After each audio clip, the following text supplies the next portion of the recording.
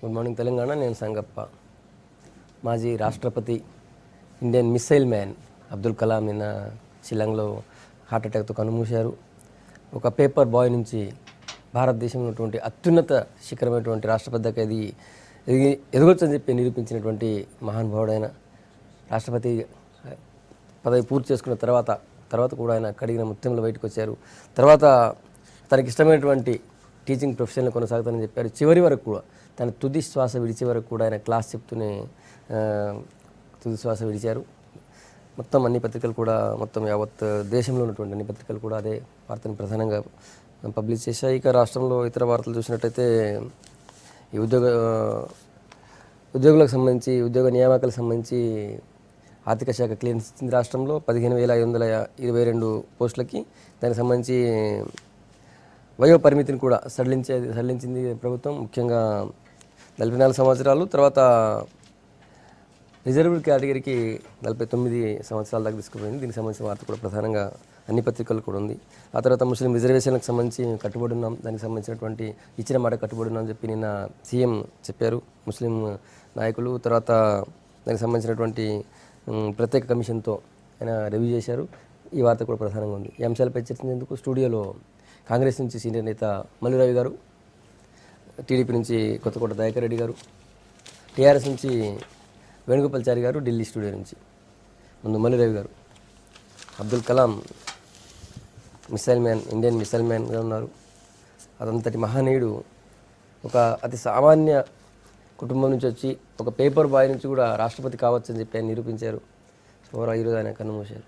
ఎట్లా చూస్తారు? భారతదేశానికి అబ్దుల్ కలాం మరణం తీరని లోటు, అది పూడ్చడానికి వీలైనటువంటి లోటు. ఎందుకంటే ఎంతోమంది నాయకులు ఉన్నారు, ఎంతోమంది నాయకులు వచ్చారు, ఎంతోమంది నాయకులు చనిపోయారు. కానీ అబ్దుల్ కలాం అనేటటువంటి నాయకుడు భారతదేశం యొక్క సమగ్ర అభివృద్ధి కోసం ఆర్థికంగా బల రూపంలో 2 రకాలుగా ఈ దేశం అభివృద్ధి చెందాలని నిరంతరం కృషి చేసినటువంటి వ్యక్తి. చనిపోయేంతవరకు కూడా దేశాన్ని ముందుకు తీసుకొని పోవడానికి ఏ రకమైన చర్యలు తీసుకోవాలని లెక్చర్స్ ఇవ్వటం కోసం మన యూనివర్సిటీలు షిల్లాంగ్లో పోయి అక్కడ విద్యార్థులతో మాట్లాడు చివరి దశలో కూడా ఆయన మాట్లాడి అప్పుడు కొలాప్స్ అయి చనిపోయాడంటే అతను అంత అంకిత భావంతో దేశం అంటే అది అన్నిటికంటే అతి ముఖ్యమైనది, ప్రపంచ దేశాల్లో భారతదేశాన్ని ముందు స్థానంలో ఉంచాలని అత్యున్నతమైన స్థానానికి పోయినప్పుడు కూడా అతి సామాన్యమైనటువంటి మనిషిని దృష్టిలో పెట్టుకుని వారికి సంబంధించిన చర్యల గురించే మాట్లాడేవాడు. పదవులనేటిది పరిపాలనా వ్యవస్థలో ఒక సౌలభ్యం కోసం పెట్టుకున్నాయే తప్ప పదవులు వాళ్ళు ఎంజాయ్ చేయడానికో లేకపోతే వాళ్ళు సుఖపడటానికో పదవులు కాదని. ప్రెసిడెంట్ ఆఫ్ ఇండియా ఉన్నప్పుడు మామూలుగా చిన్న విద్యార్థుల్ని, యువకుల్ని అందరినీ కలిసేవాడు.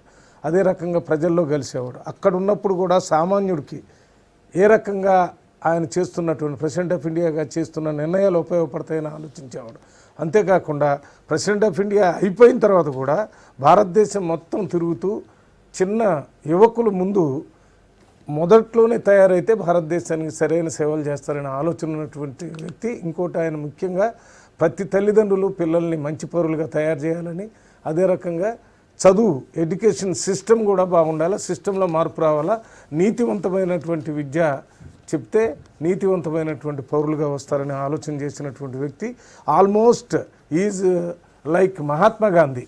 మహాత్మా గాంధీ ఎట్లయితే భారతదేశంలో క్రాస్ సెక్షన్ అంత ప్రజల్ని కలుపుకొని దేశ అభివృద్ధి చెందాలని మాట్లాడేటప్పుడు దేశానికి స్వతంత్రం కోసం, స్వతంత్రం వచ్చిన తర్వాత దేశానికి ఆర్థికంగా ఇంకా అన్ని రంగాల్లో పైకి తీసుకొని పోవడానికి కలాం గారు కూడా అదే ఆలోచించారు. వారి ఆత్మకి శాంతి కలగాలని మరి ప్రతి భారతీయుడు కూడా కోరుకోవాలని మేము కూడా కోరుకుంటున్నాం. దయాకరెడ్డి గారు, నిరాడంబర జీవి, ప్రజల మనిషి, ఏమాత్రం భేషజాలు లేనటువంటి వ్యక్తి, అన్నిటికంటే ముఖ్యంగా హైదరాబాద్తో ఒక మంచి అనుబంధం ఉన్నటువంటి వ్యక్తి ఈరోజు మనందరికీ దూరమైనటువంటి సందర్భంగా వారి కుటుంబ సభ్యులు కూడా ప్రగాఢ సానుభూతిని నేను తెలియజేస్తూ ఉన్నాను. రవి గారు చెప్పినట్లు పిల్లలుంటే ఎంతో ప్రాణం ఆయనకు. దాంతోపాటు ఎక్కడికి వెళ్ళినా కానీ మొట్టమొదటి పిల్లల్ని అడ్రస్ చేసిన తర్వాతనే వేరే కార్యక్రమాలు చేసే వ్యక్తి. ఎందుకంటే చిన్నప్పటి నుంచే తల్లిదండ్రులు కానీ, ఉపాధ్యాయులు కానీ, సమాజం కానీ పిల్లలను సరైన రీతిలో తీర్చిదిద్దితే సమాజానికి ఉపయోగపడేటువంటి పౌరులుగా తయారవుతారనేటువంటి దాన్ని ప్రాక్టికల్గా నిరూపించదలుచుకున్నటువంటి వ్యక్తి. వైజ్ఞానిక రంగంలో భారతదేశానికి ఒక మకుటాన్ని ఇచ్చినటువంటి మహారాజు ఆయన. దాంతోపాటు హృద్రోగ నిపుణుడు మన దగ్గర ఉన్నటువంటి సోమరాజు గారితో కలిసి స్టంట్ రూపొందించడం, అదే రకంగా అంత పదవిలో ఉన్న ఇక్కడ ఉన్నటువంటి నిమ్స్లో ఉన్నటువంటి నరేంద్రనాథ్ గారిని పిలిపించి వారి ద్వారా ఆ పోలియో వ్యాధిగ్రస్తులకు ఇచ్చేటువంటి ఆ స్టిక్స్ కానీ అమర్చేటువంటి పరికరాలు కానీ చాలా లైట్ వెయిట్తో తయారు చేయడానికి వారితో కలిసి సూచనలు ఇచ్చి చేయించినటువంటి వ్యక్తి. కాబట్టి మన హైదరాబాద్కు ఉన్నటువంటి అనుబంధం కూడా అదే. సరే, అన్ఫార్చునేట్ ఒకసారి రామేశ్వరం వెళ్ళినప్పుడు వారి ఇంటికి నేను వెళ్ళడం జరిగింది. ఏదైనా ఆయన ఆ రోజు పదవిలో ఉన్నాడు, ప్రెసిడెంట్ ఆఫ్ ఇండియాగా ఉన్న టైంలో. కానీ అక్కడ ఒక సెక్యూరిటీ కానీ ఇంకో అభేషజం కానీ ఏమీ లేదు. మామూలుగా ఒక 2 కొట్లు ఉన్నాయి అన్నదమ్ములు వాళ్ళు. ఆ కొట్లు వాళ్ళు తప్ప వేరే అసలు ఎటువంటి ఆడంబరం కానీ లేదు. ఒక భారత రాష్ట్రపతి ఆ విధంగా ఉండడం అనేది ఒక ఆదర్శం. చిన్న ఇల్లు, కొట్లు, చిన్న కొట్లు ఉన్నాయి. వాళ్ళ అన్నదమ్ములు దాన్ని డివైడ్ చేసినారు. నేను స్వయంగా చూసిన 2 కొట్లు ఉన్నాయి. 2 కొట్లు తమ బ్రదర్ తమ్ముడో అన్నను ఉంటారు. అప్పుడు నేను వెళ్ళింది దాదాపు అనుకుంటా 2006 ఆ ప్రాంతంలో వెళ్ళినట్టున్నా, 5 or 6లో వెళ్ళినా. అప్పుడు చూశాను, అంత నిరాళం. మేమే ఆశ్చర్యపోయినాం. ఒక భారత రాష్ట్రపతి ఇంత చిన్న ఇంట్లో నుంచి వచ్చినాడు. ఓకే, అది సాధ్యమే. కానీ వచ్చిన తర్వాత ఆ ఇంటి రూపురేఖలు ఎలా మారుంటాయో అనుకున్నాం. కానీ ఆ సందు మారలా, ఇల్లు రూపురేఖలు మారలేదంటే అది ఆయన వ్యక్తిత్వానికి నిదర్శనం. అది ఏ స్థాయి నుంచి నేను వచ్చి ఏ స్థాయికి పోయినా కానీ నా స్థాయి అంటూ నాకు తెలుసు అనేటువంటి విధంగా ఉన్నటువంటి వ్యక్తి, అందరికీ ఆదర్శప్రాయుడైన ఒక వ్యక్తి. ఆఖరికి తాను నమ్మినటువంటి, తాను ఎంచుకున్నటువంటి మార్గంలోనే పయనిస్తూ చివరి నిమిషం కూడా అదే మార్గంలో లెక్చర్ ఇస్తూ చనిపోవడం అనేది మరి ఒక బాధాకరం. ఏమైనా వారి కుటుంబ సభ్యులకు అందరికీ కూడా శాంతి కలగాలని భావిస్తాం. వేణుగోపాల్చారి గారు,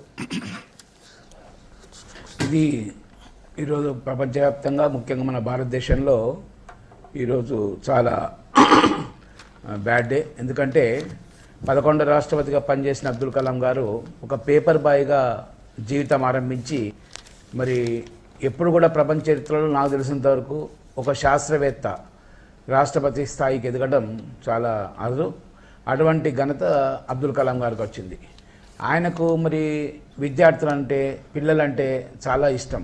ఎందుకంటే ఎప్పుడో అయినా ప్రెసిడెంట్ ఉన్నప్పుడు కానీ, సైంటిస్ట్గా డిఆర్డిఓలో మన తెలంగాణలో హైదరాబాద్లో పనిచేసినప్పుడు కానీ, కాన్ఫరెన్సెస్లకు కానీ, కాన్వకేషన్స్కి కానీ, స్టూడెంట్స్ సెమినార్స్కి కానీ పోయి అక్కడ తన ప్రతిభ ద్వారా తర్వాత స్టూడెంట్స్లో ఉన్న ప్రతిభను వెలికి తెచ్చే విధంగా మరి కృషి చేసిన మహానీయుడు అబ్దుల్ కలాం ఆజాద్ గారు. నిన్న కూడా IAM Indian Institute of Management షిల్లాంగ్లో వెళ్ళేటప్పుడు ఉండి ట్విట్టర్ లోపల నేను షిల్లాంగ్ వెళ్తున్నా అని చెప్పి ట్విట్టర్లో చెప్పేసి మరి మాట్లాడేటప్పుడే కుప్పకూడడం హార్ట్ అటాక్ తోటి చాలా బాధాకర విషయం. ఎందుకంటే ఈరోజు ప్రోక్రాన్ అణుపరీక్షల ద్వారా అంతకుముందు SLV-1 కానీ SLV-2 ద్వారా చేసినప్పటికి కూడా మరి డిఆర్డిఓలో సైంటిస్ట్గా దాదాపు 40 సంవత్సరాలు పనిచేసినప్పటికి కూడా ప్రోగ్రామ్ ద్వారా వాజ్పేయి గవర్నమెంట్లో భారతదేశ ఖ్యాతిని అంతర్జాతీయ స్థాయిగా ప్రపంచంలోనే అగ్రదేశాల సరసన భారతదేశాన్ని నిలబెట్టిన మహనీయుడు. ఒక శాస్త్రవేత్తగా అటు మన భారతదేశాన్ని అణు రంగంలోనే పితామహుడుగా కృషి చేసిన వ్యక్తి. అదేవిధంగా ఇందాక మిత్రులు దయాకర్ చెప్పినట్టు రాష్ట్రపతిగా కూడా గతంలో రాష్ట్రపతి భవన్లో సెక్యూరిటీ ఉండేది. రాష్ట్రపతి భవన్ కోవాలంటే చాలా కష్టమయ్యేది. అటువంటి కూడా రాష్ట్రపతి భవన్లో ఎవరు వచ్చినా కూడా, చిన్నపిల్లలు పెద్దలు ఎవరు వచ్చినా కూడా ఓపెన్గా బార్లు తీసేసుకొని అందరికీ ప్రవేశం అనే విధంగా ఒక నూతన ఒరవడిని, నూతన జీవితాన్ని మరి తెచ్చిపెట్టి రాష్ట్రపతి భవన్లో ఉన్నప్పటికీ కూడా నేను సామాన్య ప్రజల ప్రతినిధిని చెప్పిన మహానీయుడు మరి అబ్దుల్ కలాం గారు. దాంట్లో పాటు అందుకనే ఆయన ఎన్నోసార్లు కోడ్ చేశాడు. నేను కూడా ఒకసారి సమావేశం లోపల మేము పార్లమెంట్లో పోయినప్పుడు డిన్నర్, మామూలుగా ఎంపీలకు ప్రతి నెల ఒకసారి డిన్నర్ ఇస్తారు. దానిలో పోయినప్పుడు అంటారు, కలలు కనడం, స్వప్నం కనడం మంచిదే కానీ దాన్ని సాధకరం చేసుకోవాలి. అదేవిధంగా ఓడిపోతే మీరు గెలుపు మదా తెలియదు అని చాలా ఒక ప్రాక్టికల్ నిజ జీవితంలో ఒక దార్శనికుడుగా సలహాలు ఇస్తూ మరి నిజ జీవితాన్ని వడబోసిన మహానీయుడు అబ్దుల్ కలాం గారు.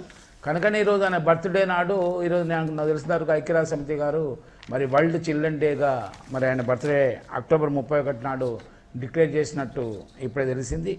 అదేవిధంగా ఈరోజు మరి ఒక దిశ నిర్దేశం, ఎందుకంటే భారతదేశంలో రాష్ట్రపతిగా మరి ఇతర దేశాలతో అనుబంధాన్ని పెంచుకోవటము, ఇతర దేశాలతో అగ్రిమెంట్స్ చేసుకోవటము, అదేవిధంగా భారతదేశాన్ని కూడా, ఎందుకంటే తెలంగాణకు హైదరాబాద్కు ఆయన తమిళనాడులో రామేశ్వరంలో జన్మించినప్పటికీ కూడా మరి డిఆర్డిఓలో సైంటిస్ట్గా 40 సంవత్సరాల అనుభవంతో ఈరోజు హైదరాబాద్కు అనుభవం ఉంది. కనుకనే హైదరాబాద్కి వచ్చినప్పుడల్లా హైదరాబాద్లో రాక్ గార్డెన్ గురించి కానీ, హైదరాబాద్ వసతి కానీ, మరి ఎప్పుడు బొలారంలో ప్రతి సంవత్సరం విడిది చేసే కార్యక్రమం రాష్ట్రపతికి ఉంటుంది.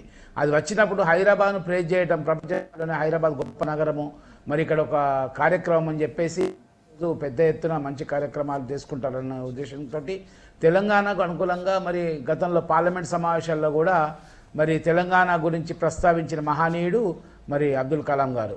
కనుకనే ఈరోజు మరి ఒకే సెంటిమెంట్ ఇది విషయం కానప్పటికి కూడా, ప్రస్తావనప్పటికి కూడా నిన్న ఏకాదశి నాడే ఆయన చనిపోవటం కూడా మరొక పుణ్యకార్యమే. ఎందుకంటే పుణ్యం చేసిన పురుషుడు కనుకనే ఈరోజు అంత మంచి రోజు తొలి ఏకాదశి నాడు మరి ఈరోజు మన సెంటిమెంట్ ప్రకారంగా తొలి ఏకాదశి నాడు మరణించటం. ఎందుకంటే జాతస్య మరణం ధృవ అన్నట్టు ప్రతి ఒక్కరికి కూడా మరణం తప్పదు. కానీ ఆయన చేసిన పనులు కానీ ఈరోజు సమాజానికి ఒక ఆదర్శమూర్తిగా, ఒక మానవతామూర్తిగా, మరి ఒక రాజకీయవేత్తగా ఈరోజు భారతదేశ ప్రతిష్టను కీర్తి పతాకాల్లో ఈరోజు ప్రపంచ స్థాయిలో ప్రపంచ పటంలో నిలబెట్టిన మహనీయుడు.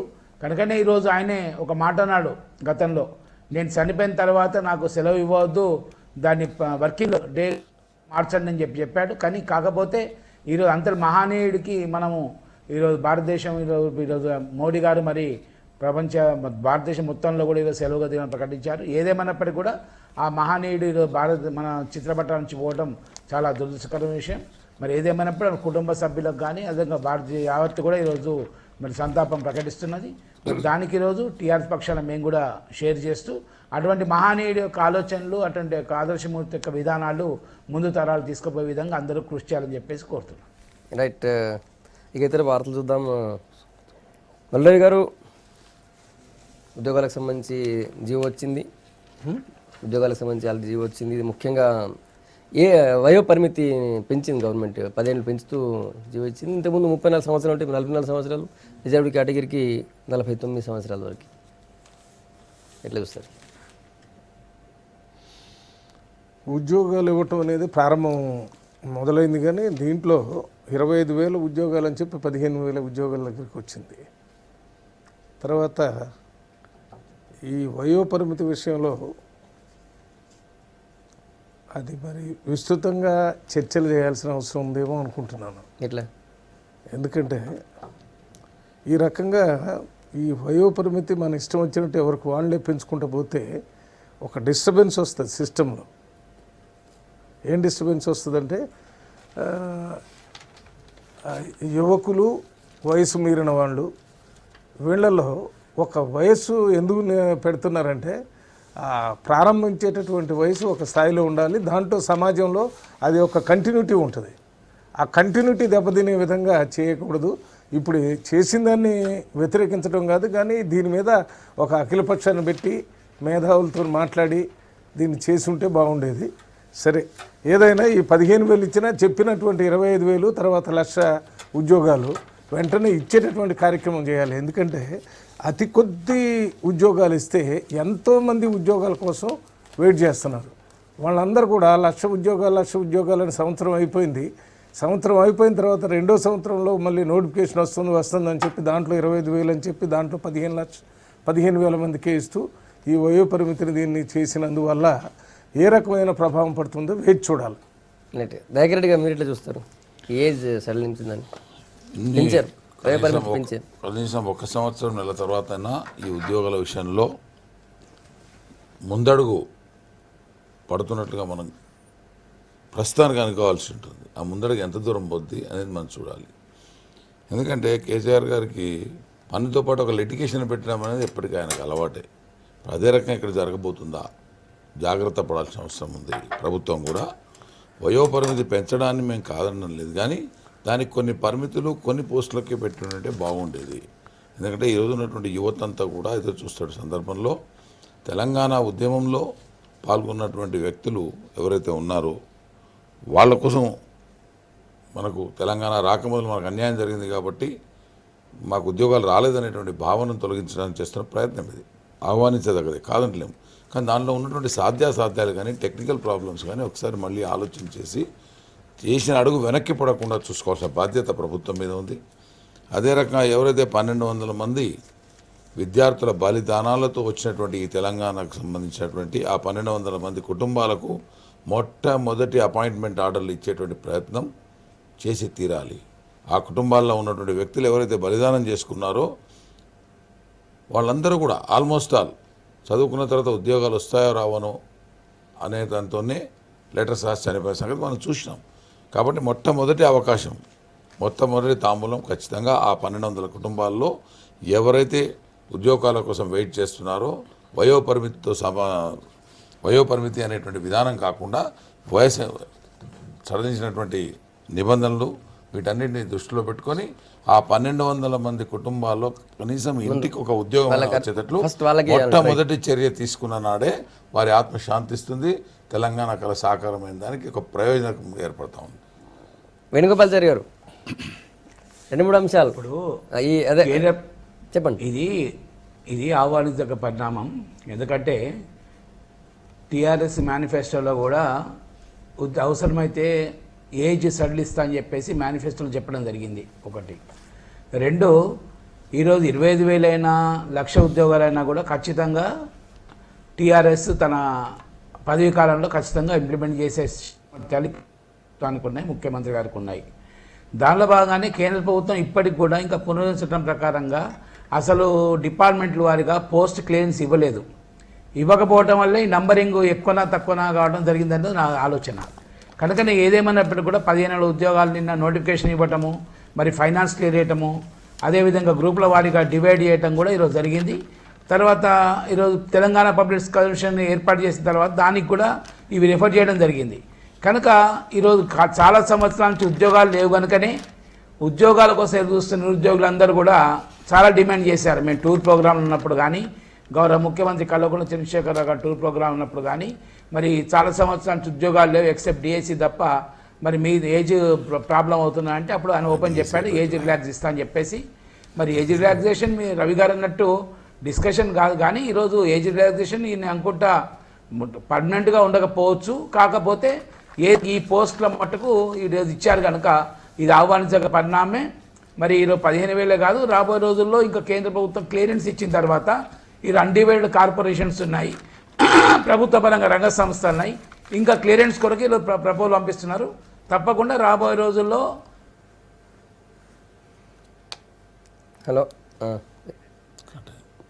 చిన్న ఏదో డిస్టర్బెన్స్ ఇచ్చినట్టుంది చారి గారు. అంటే ఏజ్ ఏదైతే రిలాక్సేషన్ అనేది పర్మనెంట్గా ఉండాలని కోరుకోవడం లేదు, ఎవరం కూడా ఉండకూడదు. కానీ ఈ మాత్రం చేసినటువంటి ఈ రిలాక్సేషన్ ఎవరికి ఉపయోగపడాలి, ఆ ఉపయోగపడే వాళ్ళకు ఉపయోగపడేట్టుగా చర్యలు తీసుకోవడం ఒకటి. ఎవరైతే 1200 మంది పైచులకు విద్యార్థుల బలిదానాల వల్ల వచ్చినట్టు ఈ తెలంగాణలో ఆ తెలంగాణ కుటుంబం కోసం సాధించినటువంటి కుటుంబాలు అవి, వాళ్ళ బలిదానం లేకపోతే ఇక్కడ ఏ ఇది లేదు. కాబట్టి ఆ కుటుంబాలకు మొట్టమొదటి తాంబూలం ఇచ్చి తీరాలి అనేది. రెండవది, డిఎస్సి ఇప్పటిదాకా ప్రకటించలేదు, సంవత్సరం నుంచి ఊరిస్తూ ఉన్నారు. ఆ డిఎస్సి ప్రకటన కూడా వస్తే ఇంకా కొంతమంది దాదాపు నేను అనుకుంటాను ఇంకొన్న 15,000 మందికి ఇంకా ఉద్యోగాలు వచ్చే విషయంలో క్లియరెన్స్ లేదు. కమలాతన్ కమిటీ సంబంధించి ఇంకా చెప్పడానికి వీటన్నిటి కమిటీలు ఉన్నాయా? మిగతావన్నీ 1,000 కోట్లు ప్రకటించడానికి అన్ని కమిటీలు ఉన్నాయా? ఆ కమిటీల యొక్క ఆమోదాలు ఉన్నాయా? అది కాదు, ఇక్కడ చిత్తశుద్ధే కావాల్సింది. ఏ ప్రకటన ఏ ఉద్యోగాల కోసం అయితే విద్యార్థులు విద్యార్థి సంఘాలు కానీ నిరుద్యోగులు కానీ ఎదురు చూస్తారో వాటి పట్ల శ్రద్ధ పూర్తిగా పెట్టాల్సిన ఈ ప్రభుత్వానికి ఉంది.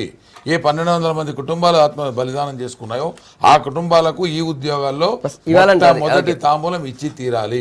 అది ఈ రిలాక్సేషన్ అనేది ఏదైతే ఉందో పర్మనెంట్ గా ఉండాలని ఎవరు అనుకోవడం లేదు. డెఫినెట్ గా ఉద్యమం నేపథ్యంలో జరిగినటువంటి వారికి ఉపయోగపడేటట్లు చూడాలని నేను చెప్తున్నాను. 2 విషయాలను చారి గారు చెప్పినట్టుగా వాటి మీద ప్రకటన ప్రభుత్వం చేయాలి. అంటే ఈ ఏజ్ రిలాక్సేషన్ ఇప్పుడున్నటువంటి ప్రత్యేక పరిస్థితుల్లో జరిగినటువంటి డిలే వల్ల ప్రభుత్వం ఒక ప్రత్యేక జీవో ద్వారా తీసుకొస్తున్నాం, ఇది పర్మనెంట్గా ఉండదనే విషయాన్ని కూడా చెప్పాల్సిన అవసరం ఉంది. ఇది ఇచ్చేటప్పుడు కూడా మళ్ళీ ఆ ఎక్స్పర్ట్స్ను ఒకసారి కూడా మాట్లాడాలి. నెంబర్ 1. నెంబర్ 2 ఏంటంటే వారు కొన్ని విషయాలు చెప్తున్నారు. ఏదో కమిటీలు రిపోర్ట్ ఇవ్వలేదు, కేంద్ర ప్రభుత్వం పనిచేయలేదు, అందువల్ల నిరుద్యోగులకి ఉద్యోగాలు ఇవ్వలేకపోతున్నామని. అది ఒకవేళ నిజమైతే ప్రభుత్వం దాన్ని క్లారిఫై చేయాలి, ప్రజలకు తెలియజేయాలి ఇదని.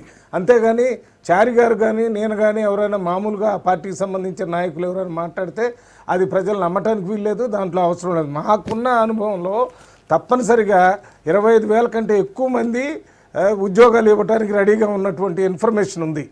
1,00,000 ఇవ్వాలని అనుకున్నారు. మీరు ఎట్లుందంటే 17,000 కోట్ల రూపాయలు రైతులకు రుణాలు మాఫీ చేసి 4,500 కోట్ల ముందు 25% ఇచ్చినట్టుగా ఇప్పుడు ఇది కూడా ఆ రకంగా చేయటం, అది మొత్తం ఇప్పుడు బ్యాంకుల దగ్గర తిరుగుతున్నారు. వాళ్ళు ఇప్పుడు రెండో పంట లేదు, పంట వేసుకోవడానికి లోన్ లేదు, వాళ్ళు ఏ రకంగా బాధపడుతున్నారో వీళ్ళు కూడా ఉద్యోగాలు 1,00,000 అని చెప్పి 15,000 చూపించి దాన్ని ముందుకు పోతున్నాం. దీని మీద క్లారిటీ కోసం ప్రభుత్వం 2 ప్రకటనలు చేయాలి. ఒకటి, ఈ ఏజ్ రిలాక్సేషన్ ఎప్పటికీ ఏ రకంగా ఉంటుంది, రెండోది ప్రభుత్వం ఎందుకు 15,000 ఇస్తున్నారు చెప్పాలి. వేణుగోపాల్ చారి గారు చెప్పాలి. ఇంకోటి వేణని మాట్లాడదానికంటే బదులు ఏజ్ రిలాక్సేషన్ ఈరోజు అపాయింట్మెంట్కి ఇచ్చారు, అవును రైట్, అంతే. కానీ మనకు ఉన్నటువంటి నిబంధనలు ఏంటి, 58 ఏళ్ళకే రిటైర్మెంట్ కావాలా, 58, 60. అవును. కాబట్టి ఈ రిలాక్సేషన్ ఈ 10 అయినప్పుడు ఆ 10 ముందుకు జరుగుతుందా లేదా అనేటువంటి క్లారిటీ ఇవ్వాల్సిన అవసరం ఉంటుంది. ఎందుకంటే ఈరోజు ఈ రిలాక్సేషన్ ముఖ్యమంత్రి ఆ రోజు ఉన్నాడు కాబట్టి ఖచ్చితంగా దీని మీద కూడా క్లారిటీ ఇవ్వాలా ప్రభుత్వం, లేకుంటే మళ్ళీ ఆ రోజైనా ఇబ్బంది వస్తుంది వీళ్ళకు. కాబట్టి మొదలే ఇదో ఈ కారణాల వల్ల ఇస్తున్నాం, దీని నిబంధనలు ఇంతే, వీళ్ళ వరకు మాత్రమే అనేదో ఏదో ఇవ్వకపోతే అనవసరంగా మళ్ళీ న్యాయస్థానాలు ఇంకో రకంగా చట్టపరమైనటువంటివి, ఎందుకంటే మంచి ఆలోచన చేసేటువంటి ప్రభుత్వం ఉండొచ్చు, కానీ చెడు ఆలోచన చేసేటువంటి వాళ్ళు కూడా చాలామంది ఉంటారు సమాజంలో. కాబట్టి దీన్ని కూడా దృష్టిలో పెట్టుకొని అది ఎంతవరకు వర్తిస్తుంది, ఏజ్ రిలాక్సేషన్ అపాయింట్మెంట్కి వచ్చింది, రిటైర్మెంట్కి ఎట్లా అనే దాని మీద కూడా ఒక క్లారిటీ ఇచ్చేస్తే బాగుంటుంది. వేణుగోపాల్ చారి గారు, కొత్తకోట దయాకర్ రెడ్డి గారు కానీ మల్లురావు గారు చెప్పేది ముఖ్యంగా ఈ వయోపరిమితి సడలింపైన వయోపరిమితి పెంచిన దాని మీద క్లారిటీ ఒకటి ఇవ్వాల్సిందిగా అవసరం ఉంది గవర్నమెంట్. తర్వాత ముఖ్యంగా ముందు అమరవీరుల కుటుంబాలకు ఫస్ట్ ఉద్యోగం ఇచ్చిన తర్వాతనే వేరే వాళ్ళకి ఇవ్వాలన్నది దయాకర్ రెడ్డి గారు అంటారు. ఓకే, అమరవీరుల కుటుంబాల గురించి మాట్లాడుతున్నది ఓకే, అది కూడా బహుశా ప్రభుత్వ పరిశీలన ఉన్నది, ఇబ్బంది ఏం లేదు. వయోపరిమితి సడలింపు ఎందుకంటే లీగల్ డిపార్ట్మెంట్ తోటి మాట్లాడే బహుశా ప్రభుత్వం చేసినట్టుంది. ఎందుకంటే లీగల్ డిపార్ట్మెంట్ పబ్లిక్ సర్వీస్ కమిషన్కు రెఫర్ చేయరు, బహుశా లీగల్ డిపార్ట్మెంట్ మాట్లాడి దానివల్ల కాన్సిక్వెన్స్ ఏమైనా ఏర్పాటు చేసి ఇబ్బంది కాకుండానే, అడ్డంకులు ఏం కాకుండానే అది చేయడం జరిగిందని చెప్పి నా ఆలోచన. తర్వాత ఇవన్నీ కూడా గ్రూపుల వారీగా డివిజన్ పంపించారు, గ్రూపుల వారీగా డివిజన్ పంపించారు. ఏది పబ్లిక్ సర్వీస్ కమిషన్ పంపించారు. పబ్లిక్ కమిషన్ నోటిఫికేషన్లో క్లియరెన్స్ ఉంటాయి, ఎందుకంటే పబ్లిక్ కమిషన్ రెఫర్ చేశారు కనుక ఇప్పుడు పబ్లిక్ సర్వీస్ కమిషన్ నుంచి ఇవన్నీ డీటెయిల్గా నోటిఫికేషన్ వస్తుంది. ఇది వన్ టైం కాల్ లేకుంటే ఫ్యూచర్లో కూడా రిలాక్సేషన్ ఉంటుందా, పబ్లిక్ కమిషన్ నోటిఫికేషన్లో ఈ పోస్టుల కొరకు ఉంటుంది ఒకటి. తప్పకుండా దయాకర్ గారు చెప్పినట్టు మళ్ళీ మీకు సైగా చేస్తున్నట్టు అమరవీరుల కుటుంబాలకు కూడా ప్రభుత్వం పరిశీలిస్తుంది తప్పకుండా. కానీ ఇంకో పెద్ద ప్రశ్న, మరి రిటైర్మెంట్ ఏజ్ కూడా 10 ఏళ్ళు పెంచుతారా అనేది. అదే అవన్నీ లీగల్ కాంప్లికేషన్స్. ఇప్పుడు మనమే గవర్నమెంట్ డిసైడ్ అయ్యింది మనం చెప్తే అది లీగల్గా ఇప్పుడు ఉన్న ఉద్యోగాలు రిలాక్స్ ఇచ్చారు కనుక ఇది న్యాయస్థానంలో పోకుండా బహుశా లీగల్గా ఒపీనియన్ తీసుకొని చెప్తారు. ఇక రిలాక్సేషన్ రిటైర్మెంట్ది ఇప్పుడు ఇక వార్తలు లేదు, రిలాక్సేషన్ లేదు అన్నది నా ఆలోచన. రిలాక్సేషన్ ఉండదు, ఎందుకంటే ఒకసారి ఎప్పుడో మరి వార్తల్లో వచ్చింది, రిలాక్సేషన్ ఉండదు. కానీ కాకపోతే గత కొన్ని సంవత్సరాలుగా ఉద్యోగాలు లేవు కనుకనే అక్కడ నిరుద్యోగులకు ఇబ్బంది కావద్దు ఉద్దేశంతో ఇది చేసినట్టు అభిప్రాయము. కనుక దీన్ని కూడా లీగల్గా ఒపీనియన్ తీసుకున్న తర్వాతనే చేయడం జరిగింది. పబ్లిక్ సర్వీస్ కమిషన్ నోటిఫికేషన్లో విధి విధానాలు కానీ ఆ గ్రూప్ల వారీగా నోటిఫికేషన్ కానీ బహుశా ఖరారు అవుతుంది. దాంట్లో ఆ మార్గదర్శకాలు పబ్లిక్ కమిషన్ చేస్తారు. చారి గారు, గవర్నమెంట్ చారి గారు మీరు అనుకుంటున్నారని చెప్తున్నారు, మేము ఆ రకంగా జరగాలని చెప్తున్నాము. ఆ వాస్తవాన్ని ప్రభుత్వం ద్వారా ప్రకటన చేపిస్తే ప్రజల్లో ఈ ముఖ్యంగా యువకుల్లో అశాంతి చెలరేక ముందే ఈ విషయాన్ని బయటపెట్టాల్సిన అవసరం ఉంది. అదే రకంగా మీరు వాళ్ళ ఈ చనిపోయినటువంటి కుటుంబాలకు సంబంధించిన వాళ్ళకు ఉద్యోగాలు ఇచ్చినప్పుడు అవసరమైతే ఒక ప్రత్యేకమైన జీవో తీసి ఆ కుటుంబాల్లో ఉద్యోగాలు ఇచ్చే విధంగా చేయాలి. దీంట్లో క్వాలిఫికేషన్ లేదనో లేకపోతే ఇంకేదో లేదనేది కాకుండా వాళ్ళు స్వతంత్ర సమరయోధుల్లాగా మొత్తం తెలంగాణ కోసం ప్రాణాలు అర్పించినటువంటి కుటుంబాలు కాబట్టి వాళ్ళకు ప్రత్యేకత ఇవ్వాలి. మీరు అనుకున్నది కాకుండా అది నిజమనే విషయాన్ని బయటకు వచ్చే విధంగా చెప్పాలి. ఒక్క విషయం కూడా మీరు అథారిటేటివ్గా చెప్పలేదు, ఎందుకంటే అట్లా జరిగి ఉంటుంది, లా డిపార్ట్మెంట్కి పోయి ఉండొచ్చు, అక్కడ నుంచి రావచ్చు, దాని తర్వాత క్లారిటీ వస్తుందంటే అది కాదు కదా ప్రజలు కోరుకునేది. ప్రభుత్వం ఒక బాధ్యతాయుతమైన స్థానంలో ఉండి ఒక పెద్ద నిర్ణయం తీసుకునేటప్పుడు అన్ని కోణాల నుంచి ఆలోచించి ప్రజలకు తెలియజేయాల్సిన అవసరం ఉంది. మీరు నిజంగా పని చేసినా కూడా మంచి పని చేసినట్టుగా వాళ్ళకి తెలిసే విధానాన్ని కూడా అవలంబించాల్సిన అవసరం ఉంది. రవి గారు ఇప్పుడు లీగల్ డిపార్ట్మెంట్గా చేశారు లీగల్ డిపార్ట్మెంట్ ఒకటి వినండి. ఇప్పుడు చేసి ఏ ఉండొచ్చు పోస్ట్ అని చెప్తున్నా. నోటిఫికేషన్ ఇచ్చినప్పుడుగా నేను మాట్లాడాలా? మాట్లాడండి. ఇప్పుడు లీగల్ ఒపీనియన్ నోటిఫికేషన్ రిలాక్స్ జరగదు, అది ఎవరికి తెలియంది కాదు. ఒకటి ఇవన్నీ కూడా తీసుకున్న తర్వాతనే రెఫర్ చేశారు, పబ్లిక్ స్కూల్స్కి రెఫర్ చేశారు. గ్రూపుల వారీగా 15,000 పోస్టులు గ్రూపుల వారీగా నోటిఫికేషన్, ఏ పోస్ట్కి ఏ క్వాలిఫికేషన్ ఇవన్నీ కూడా ఏపీఎస్సి నోటిఫికేషన్ ఇస్తుంది. ప్రభుత్వం పని ఫైనాన్స్ క్లియర్ చేసిన తర్వాతనే నోటిఫికేషన్ ఇవ్వడం, పబ్లిక్ సర్వీస్ కమిషన్ నోటిఫికేషన్ ఇస్తుంది కనుక ఆ నోటిఫికేషన్లో ఇవన్నీ కండిషన్లు మీరు రేజ్ చేసే కండిషన్లు ఉంటాయి. ప్రభుత్వం చిత్తశుద్ధిగా ఉన్నది కనుకనే ఈరోజు గత ప్రభుత్వాలు ఉద్యోగాలు ఇవ్వకుండా ఉద్యోగం ఇచ్చింది. గత ప్రభుత్వాలు కేవలం డిఎస్సి పెట్టుకుని సంవత్సరం ఒకసారి డిఎస్సి పెట్టుకుని చేసి తప్ప వివిధ రంగాల్లో ఎక్కడ ఇవ్వలేదు కనుకనే ఈరోజు ఈ ప్రభుత్వం 1,00,000 ఉద్యోగాలు ఇస్తామని చెప్పేసి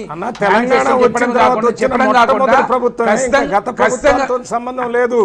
తెలుగు టీఆర్ఎస్ ప్రభుత్వం మొట్టమొదటి ప్రభుత్వం తెలంగాణ రాష్ట్రం వచ్చిన తర్వాత ఇంకా గత ప్రభుత్వం అసలు మనకు అన్యాయం చేసిందనే తెలంగాణ కోసం పోరాటం జరిగింది. ఆ పోరాటాన్ని చూసే కాంగ్రెస్ పార్టీ బిల్లు పెట్టి తెలంగాణ రాష్ట్రాన్ని ఇచ్చింది. మొట్టమొదటిసారి ప్రభుత్వానికి వచ్చినటువంటి మన ప్రభుత్వం మీరు ఇందాక చెప్పినట్టు మేనిఫెస్టోలో చెప్పాము, అందువల్ల చేసామంటే అప్పుడే చెప్పారు ఉద్యోగాలు ఇస్తాను.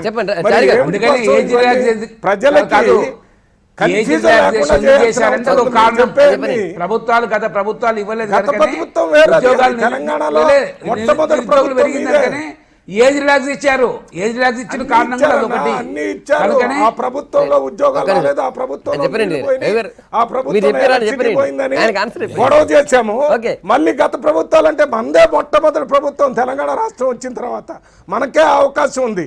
ఇంకెవరికి ఇటువంటి అవకాశం 10 జిల్లాలకు మాత్రమే పరిపాలన చేసి ఉద్యోగాలు కానీ, నీళ్లు కానీ, ప్లానింగ్ కానీ, బ్రిడ్జిలు కానీ అన్ని కూడా మన ప్రభుత్వం మొట్టమొదటి ప్రభుత్వం.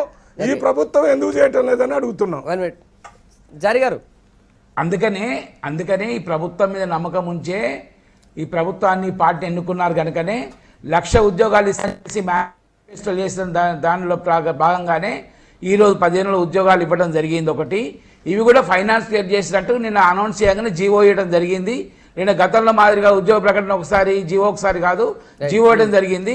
తర్వాత లీగల్ డిపార్ట్మెంట్ ఒపీనియన్ తీసుకోవడం జరిగింది. లీగల్ డిపార్ట్మెంట్ ఒపీనియన్ తీసుకున్న తర్వాతనే పబ్లిక్ సర్వీస్ కమిషన్ నోటిఫికేషన్ కొరకు రిలీజ్ చేయడం జరిగింది. ఇప్పుడు పబ్లిక్ సర్వీస్ కమిషన్ దశల వారీగా ఉద్యోగ దాని క్వాలిఫికేషన్ కానీ దాని యొక్క విధి విధానం కానీ రూపొందిస్తుంది. కనుక ఈరోజు 15,000 కాదు, ఖచ్చితంగా 4 సంవత్సరాలు 1,00,000 ఉద్యోగాలు అయితే మేనిఫెస్టోలు చెప్పారో అవన్నీ కూడా కన్సిడర్ అవుతాయి. 1,00,000 ఉద్యోగాలు ఇస్తారు. అమరవీరుల కుటుంబాలకు కూడా దీంట్లో, ఎందుకంటే అమరవీర కుటుంబాలకు వాళ్ళు కుటుంబాన్ని ఆదుకుంటా అని చెప్పేసి ఇప్పటికే నోటిఫికేట్ అయిన కుటుంబాలందరినీ కూడా ప్రభుత్వ పరంగా ఆర్థిక సాయం ఇచ్చడం జరిగింది. మరి ఉద్యోగస్తుల విషయంలో కూడా తప్పకుండా ఆలోచిస్తారు. వాళ్ళందరికీ న్యాయం చేసే బాధ్యత ఈరోజు ఈ ప్రభుత్వానికి చేస్తారు తప్పకుండా.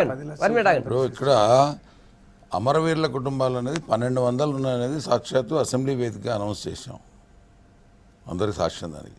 దాంతోపాటు ఎక్కడ ఓటు కోసం బ్యానర్ వేసినా 1,200 మంది అమరవీరుల త్యాగ ఫలితంగా వచ్చే తెలంగాణ కోసం ఓటండి అని అడిగినారు.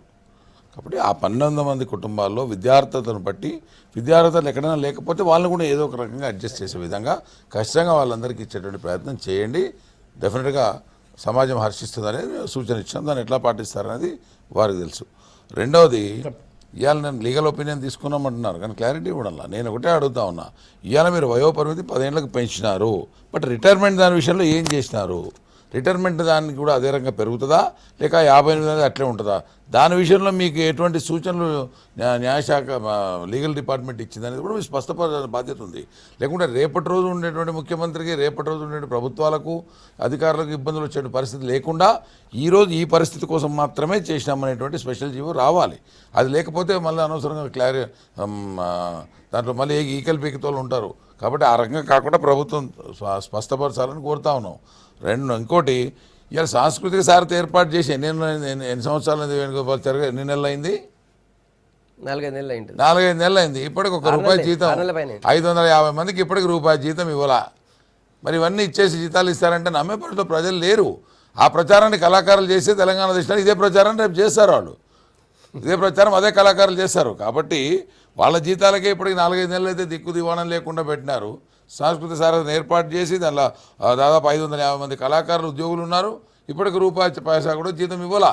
ఇప్పుడు దాని విషయం మీరు గత ప్రభుత్వాలు అంటే ఇక్కడ సాక్షాత్ చంద్రశేఖరరావు గారితో సహా, మీతో సహా, నాతో సహా గత ప్రభుత్వాల్లో బాధ్యులమే. ఈ అన్ని రాజకీయ పార్టీలకు చెందిన ఉన్నారు ఇప్పుడు తెలంగాణ టీఆర్ఎస్లో. కాబట్టి వీళ్ళందరి బాధ్యతను గుర్తు చేయాల్సి వస్తుంది. తెలంగాణ ఏర్పడినాక తెలంగాణ రాష్ట్రంలో గత ప్రభుత్వం అనేది రేపటి రోజు వచ్చేటటువంటి ప్రభుత్వం టీఆర్ఎస్ అంటది. అంతే, గత ప్రభుత్వంని టీఆర్ఎస్ అనాల్సి వస్తుంది. కాబట్టి ఇప్పుడు కొత్తగా ఏమీ లేదు. ఇలా కొత్త రాష్ట్రం ఇప్పుడే ఏర్పడింది, పురిటి బిడ్డ. దీన్ని జాగ్రత్త పరచుకోవాల్సిన బాధ్యత ఉంది. దానికి అందరి సహకారం తీసుకోండి, జాగ్రత్త పరచండి. దాన్ని ఎవరూ కాదనలేదు. గత ప్రభుత్వాలు అన్నింటిలో భాగస్వాములపై అనుభవించినటువంటి మీలాంటి మేధావులే పెద్దలే గత ప్రభుత్వాలు అంటూ పోతే మాలాంటి ఏ పదవులు అనుభవించని గత ప్రభుత్వాలు పదవులే పొందినటువంటి మేమేం జవాబు చెప్పాల్సి వస్తుంది. కాబట్టి గత ప్రభుత్వాలతో వదిలేయండి. అది ఆ రకంగా అక్కడ జరిగింది.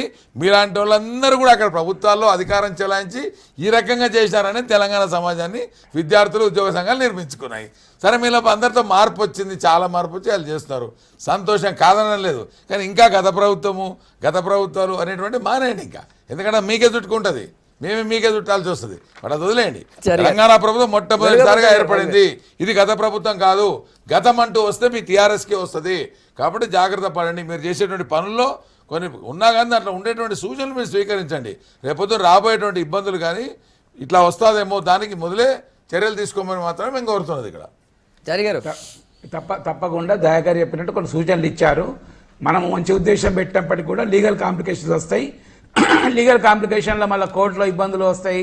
అవి రాకుండా చూడాలన్న ఆలోచన పెట్టిండు. తప్పకుండా మరి నేను కూడా ప్రభుత్వంలో ఉన్న న్యాయాధీశులకు కానీ మా గౌరవ ముఖ్యమంత్రి గారికి, బహుశా ముఖ్యమంత్రి గారికి తెలిసి విషయాలండి. ఎందుకంటే ఒకసారి ఏజ్ రిలాక్స్ అయితే మరి మీరు రవి గారు అన్నట్టు మరి 52 సంవత్సరాలకి రిటైర్మెంట్ కదా, మరి 15 సంవత్సరాలే ఉంటుంది కదా అన్న ఆలోచన కూడా మరి చేసిండవచ్చు. కానీ ఇవన్నీ కూడా లీగల్ డిపార్ట్మెంట్ అప్రూవ్ అయిన తర్వాతనే పబ్లిక్ సర్వీస్కి పోయిందని చెప్పి నా ఇన్ఫర్మేషన్ ఒకటి.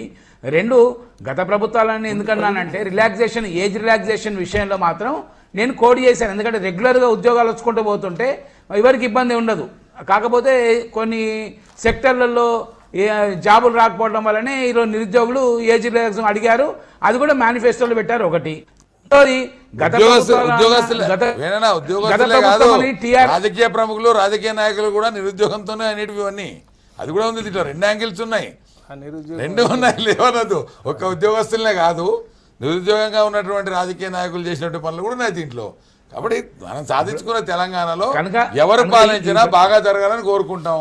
కాబట్టి అటువంటి ఇప్పుడు ఈ ప్రభుత్వం కూడా ఎంప్లాయీస్ ఫ్రెండ్ అని చెప్పేసి పేరు వచ్చింది కనుక తప్పకుండా మీరు ఇచ్చిన సూచనలు తప్పకుండా ఈ ప్రభుత్వం పాటిస్తుంది. ఇక గత ప్రభుత్వం టీఆర్ఎస్ అనే ఆలోచన బహుశా ఉండదు మీకు. ఈ టీఆర్ఎస్ఏ కంటిన్యూ ఉంటుంది, దాంట్లో ఏ ఇబ్బంది ఏం లేదు. తెలంగాణ దాంట్లో మీరు రావాల్సిన అవసరం వస్తుంది. 2016 జూన్ లో చూద్దాం, వెయిట్ చేయండి అన్న. ఇప్పుడు టీఆర్ఎస్ బంగారు తెలంగాణ సార్లు మీరు రావాల్సి వస్తుంది. 2016 జూన్ లో చూద్దాం, వెయిట్ చేయండి. 2016 జూన్ లో కూడా తెలంగాణ రాష్ట్రంతో అధికారంలో వస్తుంది. గౌరవ ముఖ్యమంత్రి కల్వకుంట్ల చంద్రశేఖరరావు మీరు బంగారు తెలంగాణలో సాధ్యం కాలేదని మీరు ఎందుకు అనుకుంటారు? బంగారు తెలంగాణ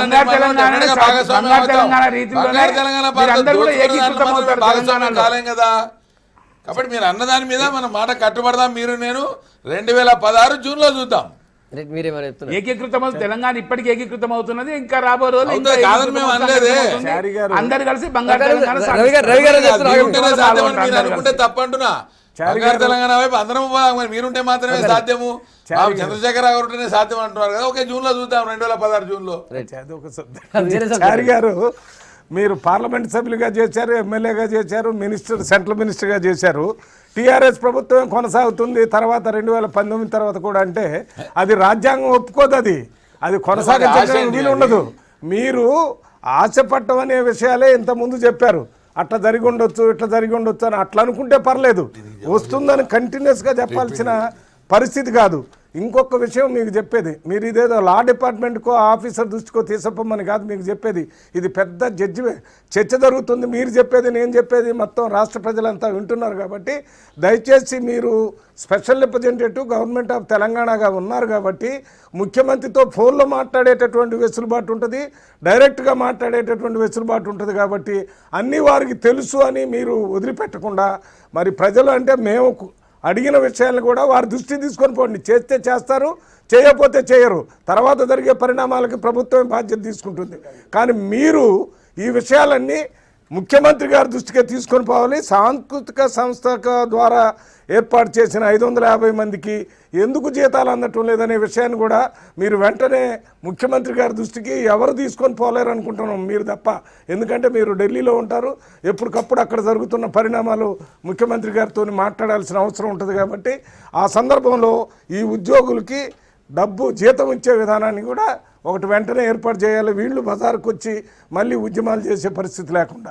అదే రకంగా తెలంగాణ రాష్ట్రంలో జరుగుతున్నటువంటి మున్సిపల్ కార్మికులకి కూడా అవతల రాష్ట్రంలో ఏదో ఒకటి మాట్లాడుకొని చర్చల ద్వారా పరిష్కారం చేసుకున్నారు.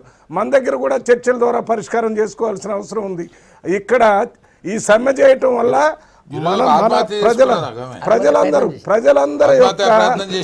ప్రజలందరి యొక్క ఆరోగ్యం చెడిపోయింది. హైదరాబాద్లో ఒక ఆమె ఆత్మహత్య చేసుకోవడానికి ప్రయత్నం చేసింది. అంటే ఏంటి, వాళ్ళని 1600 మందినో 1700 మందినో తీసేసిన వాళ్ళని వెంటనే మళ్ళీ ఉద్యోగాల్లో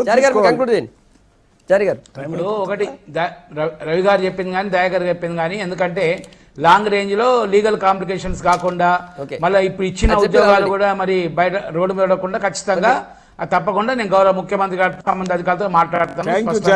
దానిలో సెకండ్ ఒపీనియన్ లేదు. ఒకటి తర్వాత దీని కొరకు కూడా తెలంగాణ జరుగుతున్న మున్సిపల్ కార్మికుల కొరకు కూడా మొన్న కమిటీ వేశారు. అందరు మున్సిపల్ కమిషనర్లు కానీ తర్వాత ఐఏఎస్ ఆఫీసర్లు కానీ అక్కడ ఆదాయ వనరులు లేవు, మేము ఇయ్యలేమని చెప్పేసి ఒక కమిటీ రిపోర్ట్ వచ్చినట్టు నిన్న వీడియోలో వచ్చింది.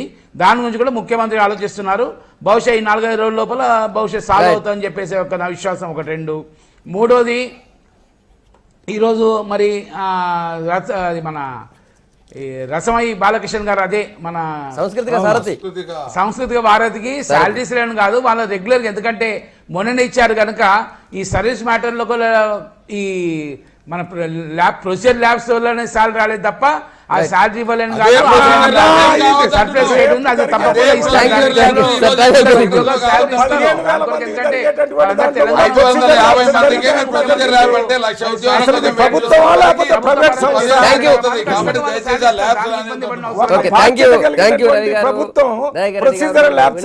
ప్రభుత్వం జరుగుతుందా? మార్నింగ్ మళ్ళీ